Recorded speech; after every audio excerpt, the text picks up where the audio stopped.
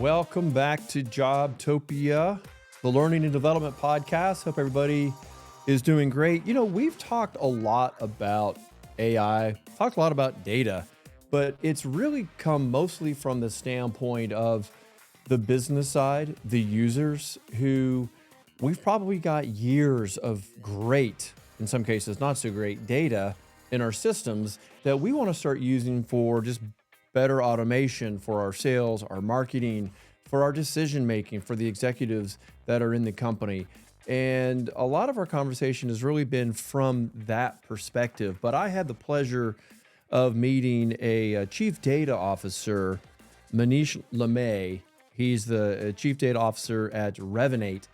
And I'm going to have him in today, and we're gonna take a look at data from an expert's point of view. But Manish has already been coached. I've told him he can't fly up in the clouds the whole time. I've got to have him down for the business executive. Manish, good to see you again, my friend. Tony, so nice to be here. Thanks for having me. I tell you what I love about this podcast is I have met everybody from so many different industries.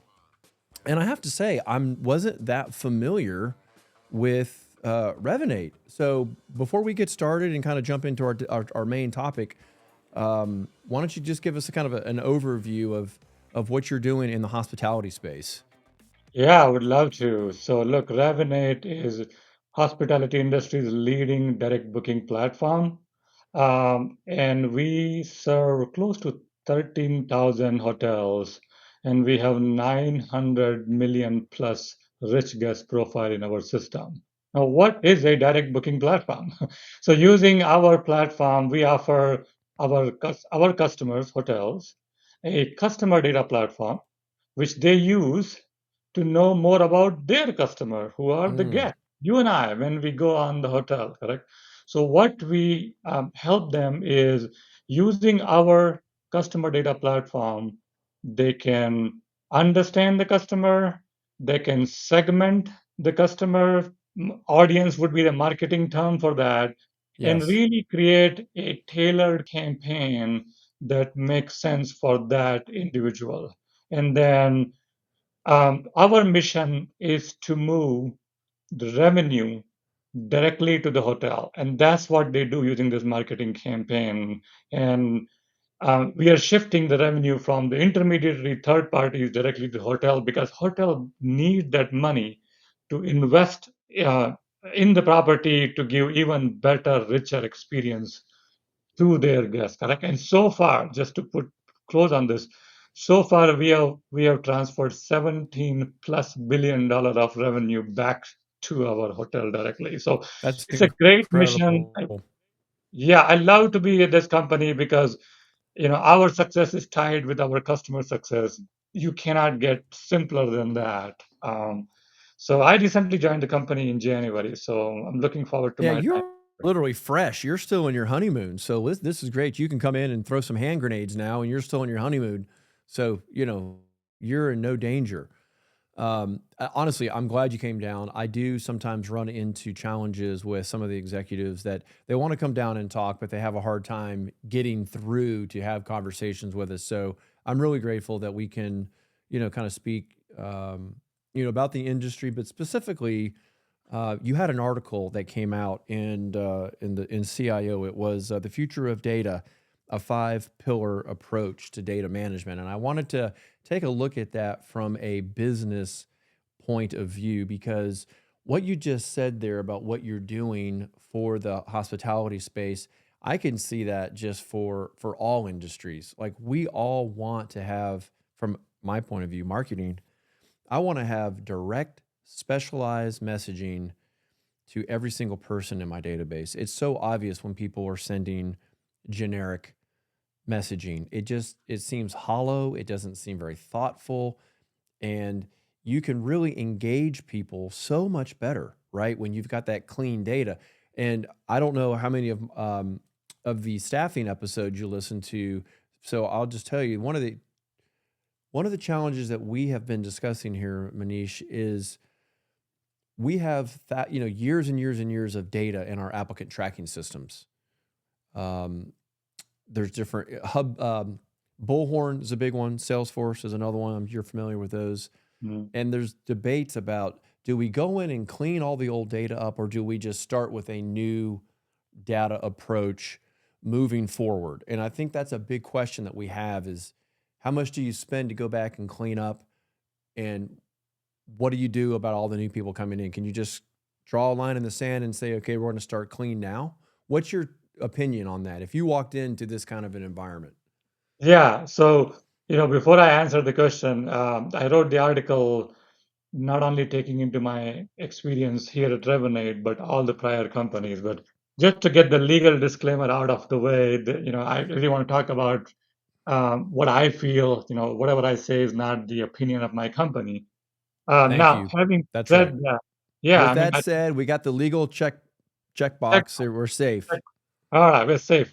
Yeah, I think, look, I'm so glad you're touching on that article, and I'm so glad you asked that question because not an ounce of data is worth throwing away. Let's just start with that answer first.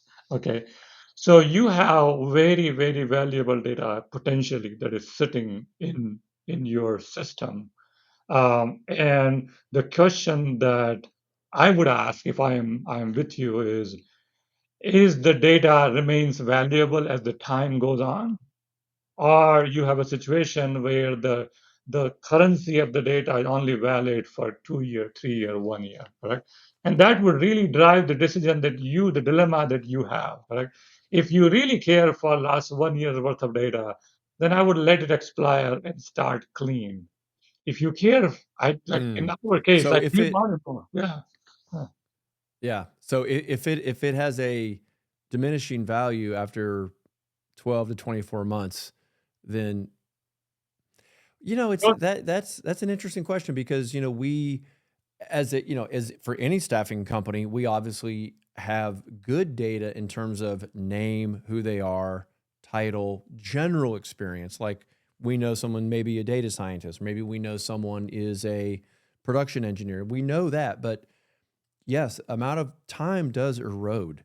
They can change companies, change careers, move cities. So there's critical information that when it changes, your assumptions are wrong. Yeah, and I think there are two parts to it, Tony. One is what I touch in the article is that the modern data management, and we'll talk about it, is a way of doing things. So you have to think about how the entire life cycle of the data will be managed going forward. I think the secondary question is, once I have built the new system, will I migrate the old data or not? And that requires cleanup of old data. And that ties to the question we talked about where what is the life of the data? So yeah, I mean Yeah. different place, different answer. Yeah. But at least you've kind of given us a framework to start thinking, you know, what to do with the old data. And I do agree, all data is valuable, right? Don't throw any of it away. It's kind of like that old drawer you have in the kitchen, with all those cords. You just can't throw them away. There's going to be a good one in there. As soon as you empty out your desk, you're going to need it. You're going to wish you had that data. So there was And something there's that you one, mentioned. sorry, there's one exclusion to that statement is you have to think about legal retention. So if there are legal retention rules, then you do want to get rid of the data. But other than that, you don't want to Fair lose it. point. Fair Yeah. point. Well, no, we actually have people who we actually have quite a bit of data on, and all that information is always secure. If they're ever an employee, then you've got I-9, you've got verification information. All that is safe and secure. Yeah, you got to keep that for forever. But you mentioned something about data is like a living organization Yeah. or, organism.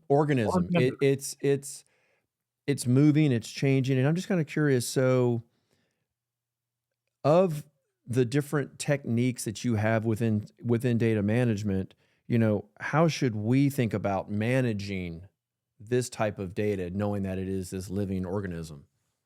Yeah, and I think let's spend like few minutes on why is it that I use that term. There's a specific reason. It's very relevant to your audience as well, is that If you go back 20 years, um, the crunching data was essentially a back office function.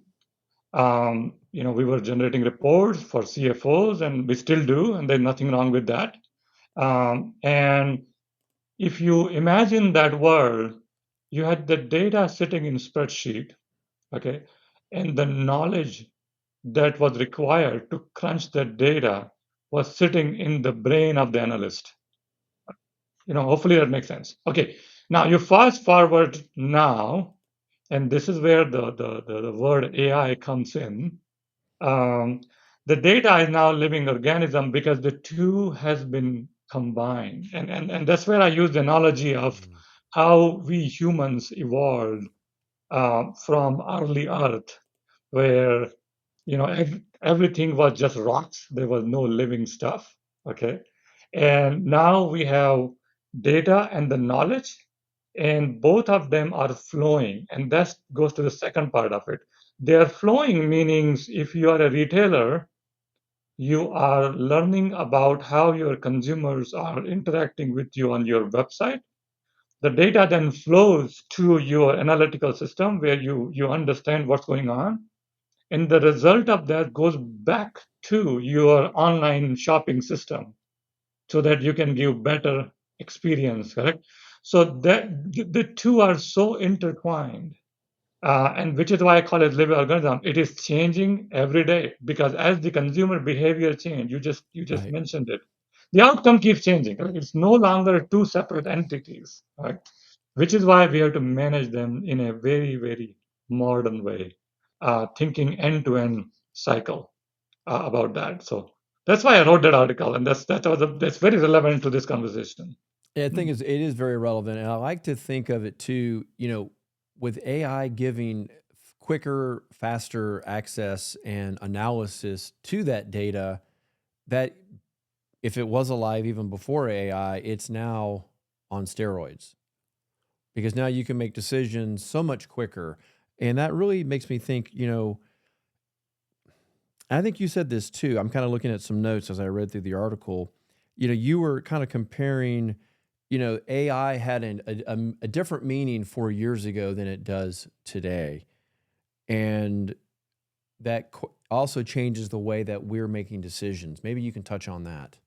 Yeah, absolutely. I think that is also this is this topic is such a profound connection to how businesses should think about it. So if you go back 8, 7, 8 years, whenever somebody said the word artificial intelligence, they really meant something called machine learning. And this is purely crunching data from the past behavior and try to, take that data and get some meaning out of it. Now, today, when people use the word AI, they are generally referring to generative side of it, where the content is getting generated.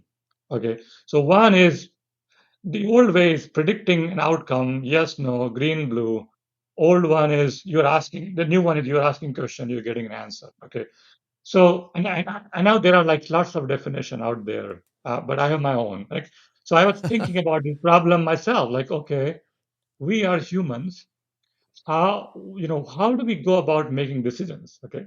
So we have knowledge that we have gained through my 54 years of life. I learned. Manish, you broke one of our cardinal rules. We never date ourselves. Oh God, I'm so I sad. should have I should have sent that to you as a okay, everyone. Now we know they're Well, all going to reverse engineer this. You're going to start getting birthday cards. Okay, go ahead. no, we're gonna use AI and wipe that thing out. But anyway, yeah. So we have accrued the knowledge from schools, from learning, from experience. Like we have knowledge that we have gained at this point of time. Yeah. We have learnings from scenarios that we have encountered in the past, as well as what we have seen others do. Like, how do people react when they are driving, and how do people react when there's a car accident? And we have learned from that. And third thing we have is the reasoning. So we are Yes. able to take the two of them, and that the reasoning is what makes what we do unique, because we come to a different conclusion based on the two factors that I described, right? And I think we are at a place where now AI can handle all three. And that's where I think the world of AI is a lot more meaningful now. You go back 10, 8 years, you could only do knowledge and learning, and you could derive something, but you cannot do reason. And now we are able to reason. Does that scare? I Fascinating. mean, people are. I'm not scared of AI. I'll just get that out there. That it doesn't.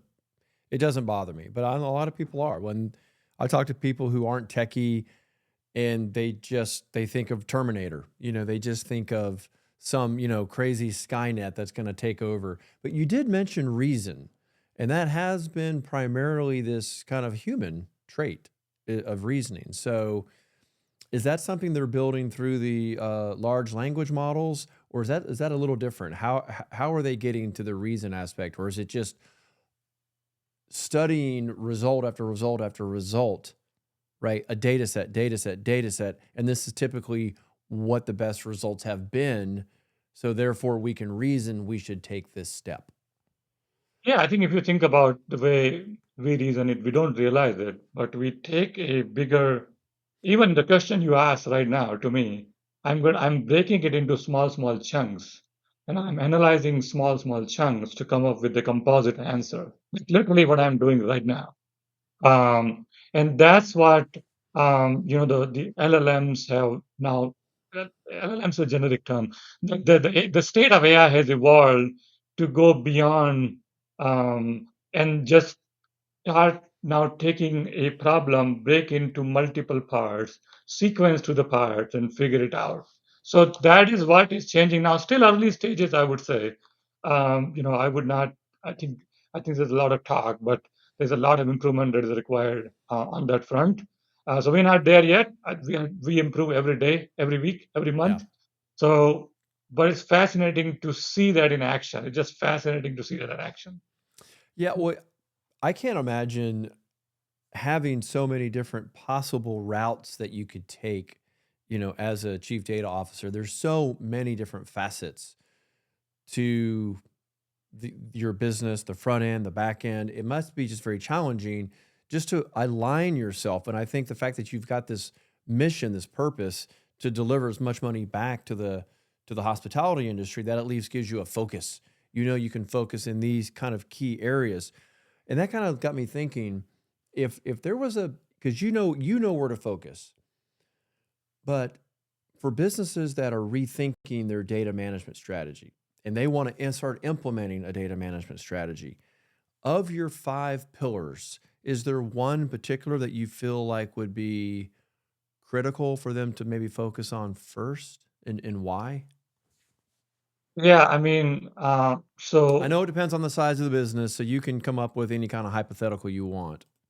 yeah, so look, at the end of the day, um, there you first thing you need to think about is obviously start with what is the problem you're trying to solve. Like without that, you're gonna get lost. You're gonna be searching for problem because you have a solution. So you got to know in your business term, like what is it that differentiates you from your competition or the segment that you are in, correct?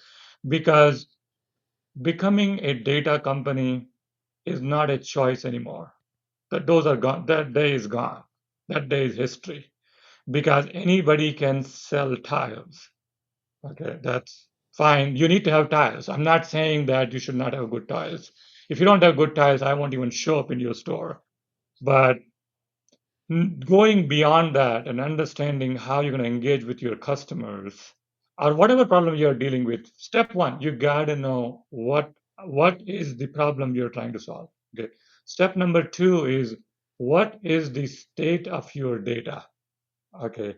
Is it like you started in the beginning? Where are you in that spectrum where you can't even fetch data? But you can fetch the data, but I cannot make sense out of it. Like, where are you on that spectrum, correct? So if you look at my five pillars, you really cannot do meaningful data science and AI, which is pillar one of the pillar, and analytics and reporting if your foundational data is just bad. And this is, I mean, literally, you bring any person on your podcast, they will give you the exact same answer. So we all need to start there. Start That's with true. Straight up That's true. data. What problem are you trying to solve? And are you getting good, reliable data Good even reliable around data. that? I mean, because you might think of in your business, well, this is what we're known for, but what if you're not collecting data in that space? I mean, that becomes another whole problem in and of itself, Manish. You want to Yeah. then you got to start collect like how you collect the data if you're not getting access to it. Well, I think the second problem is that um, some people take this false path that I'm going to go on cleaning this data to perfection, and there is no such thing as perfection. Mm, And this goes back to the living organism because your underlying source keeps changing. So the second thing you need to know is you need to clean the data, but it's a never-ending task. It's not once and done task. Not only you have to clean the data, but you have to keep up with that cleaning. Not because the environment that you are operating under is changing. So to go back to your example, the data you collect will keep changing. The consumer behavior will keep changing. So you can't use 3-year-old data because they're not going to get the right answer, correct? So it becomes a hygiene. It becomes a way of doing things. It becomes the way you operate the company. it's a different SOP. I mean, you have to just operate differently. Have you do you have any particular experience? I didn't mention this at the top. I meant to mention you're in Atlanta, as I am. I'm in a much further northern reach of Atlanta than you are. Are you down? Are you near Alpharetta, Johns Creek? Or are you in Atlanta? I am a little bit down south. I'm in the on the like the northwest side of the Atlanta area in the Cobb County section. Okay, Cobb County. Yeah. Okay. Well, you were an SVP at Equifax, and I know they have an office downtown, but they also had one in Alpharetta off of Windward. I didn't know if you were. Yeah, that's where I used to go. Mm. Yeah, Windward. Yeah, that's the tech hub. Everything is moving there. So that obviously is this that experience would not have happened for you there. The question I was thinking, have you ever worked for a company or maybe consulted or just had some people that wanted your advice, um, and they just weren't very sophisticated? You know, because any company that has anyone that deal with data, by definition, they're a little more sophisticated. But there have to be millions of companies that have not even begun this journey and they're not sophisticated. And so I'm thinking these are people who could also be listening to us today and they're thinking, all right, I've heard it enough times now. I know we need to do something. How do you help a company that's not even sophisticated? How do you like what are the first steps that they should be taking to even begin to crawl, Manish? Yeah, and I think the first thing I will say is that the timing is perfect. Oh Um, yeah? yeah, I'm very optimistic and I'm very passionate about it actually, because going back again, I think you touched on it. If you go back again 5, 6, 7, 8 years, the only companies who could be in this data and AI space are the people like my previous employer, Equifax. That Oh, we like that's yeah, true. correct. That's true. And why is that? Now let's go deeper. Why Yeah, is that? why is that? I mean a lot of companies have had ERPs. Yeah, why is that? Because everything had to be built from scratch. If you go back in time, everything had to be built from scratch. You needed a very high data literacy, and the cost of building that function was enormous, right? And historically, we as the CDOs, that's why the cost of delivering value was very high. Do you know an average CDO tenure is less than 2 years? I would not have guessed that. I mean, Yeah, I hope that will I not be the see that. case. I mean, I can see that for like a CEO or maybe a more results. I don't know, like a sales, like a head of sales. They don't like the results and they get rid of them. Why such a quick? Why such a short tenure? 100% because two reasons. One, the focus that at the end of the day you are here to drive business value. Okay, in order to drive the business value, you have to take a very quick control of the data that you need to crunch and the value you need to extract out of it. And if you go back in time now, connect the dot here, because everything had to be built from scratch. Whether you are crunching data, whether you are generating machine learning model, you had to hire data scientists, PhD people to do even the tiniest of the tiniest thing. And I think that I is the see where you're going with this. I think I see where you're exactly, going. exactly. So in the architecture world, I used to do a lot of architecture. We have a phrase called build versus buy or build versus reuse. Uh-huh. Everything had to be built, and here comes the advantage for every company out there, thousands and thousands of mid and small size company, because you don't have to build everything from scratch.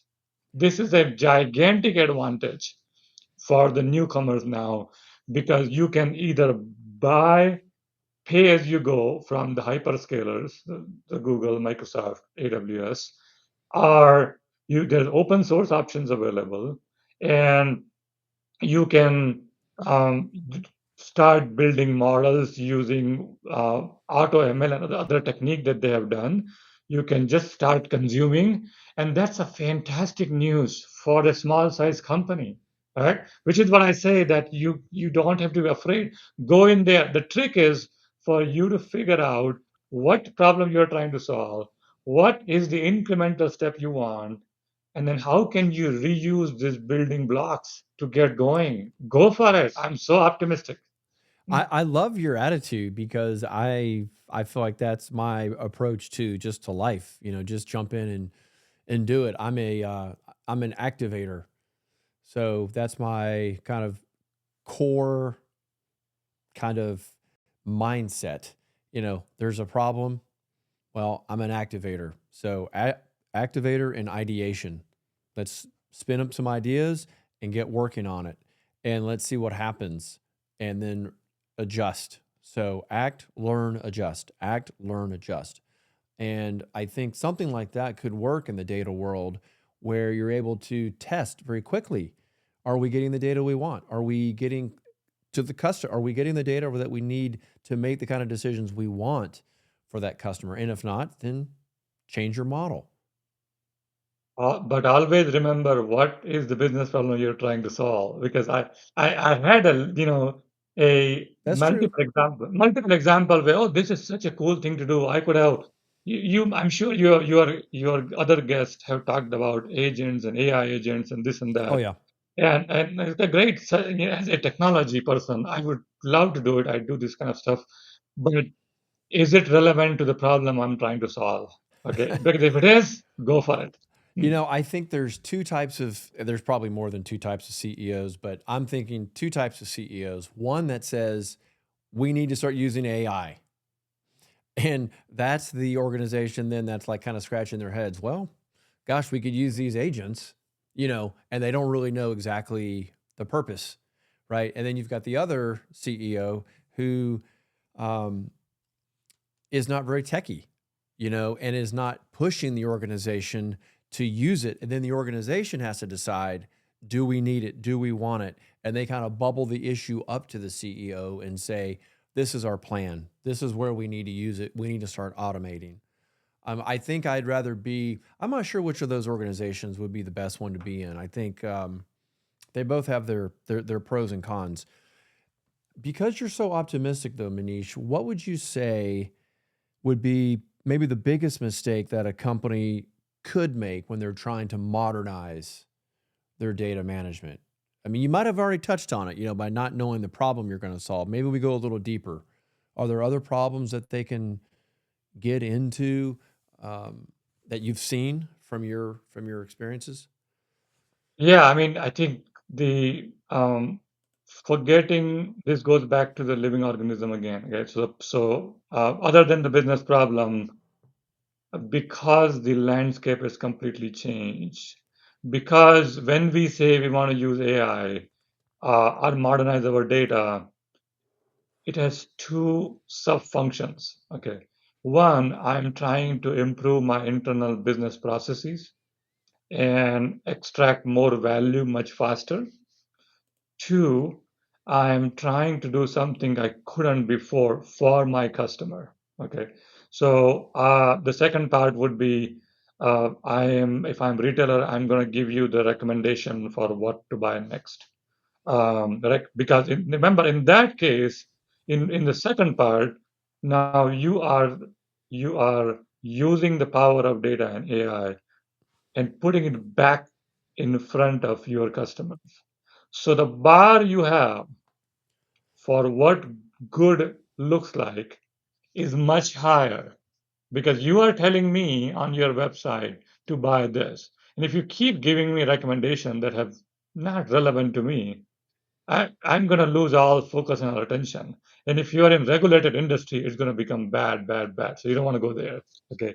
On the internal side, you could be a lot more experimental because the objective is different. The objective is not to fully replace anything. Objective to just continuous improvement. Right. Yeah, yeah. So those are the things you need to think about. Mm. I think that's a you know what, I'm glad you kind of redirected my thought on that because you would not necessarily want act, learn, adjust if you're affecting the end user because you could lose a customer. And we know how difficult it is to attract customers. So you want to treat that maybe with a little more care, a little more thoughtfulness. But for the internal, kind of trying to see, what kind of data, what kind of um, solutions or data sets, people want, I think that's something where maybe you have a little more leeway. Um, I want to ask this, or maybe it's one of our last questions. There may be a few more after this, but you had mentioned that data was now a production system, and you had we've touched on it that retailer a little bit. You kind of mentioned this was kind of off air. We were chatting. You talked about um, how Home Depot likes to put up their recommendations, and you just touched on it, and that made me think of it. So data obviously used to be sort of a back office function, but now it's into production. I didn't quite understand that. Can you explain that for us? Yeah, and the production system is a word, just for the listeners, is used heavily in the technology industry. For a technology industry, like Revinate, like Equifax, like my previous employer, Travelport, we're not selling bricks, correct? We were selling the technology capability itself. So when you buy services from Revinate, you are you go to our website, use our products are our website. That's what we are selling at the end of the day. That's what we are using. Okay. So when those systems are in trouble, it is equivalent to saying that the Home Depot store is closed and because someone has forgot to bring the lock that is used to open the door. You see what I'm saying? Right? Yeah. So for a technology company, that you A, have a company failure of the website is essentially shutting the exactly. business down. So in case of a retailer or any other thing, their physical store is the production entity, not in the manufacturing production, not to confuse with manufacturing production word, but they cannot operate if that store is not open. Okay.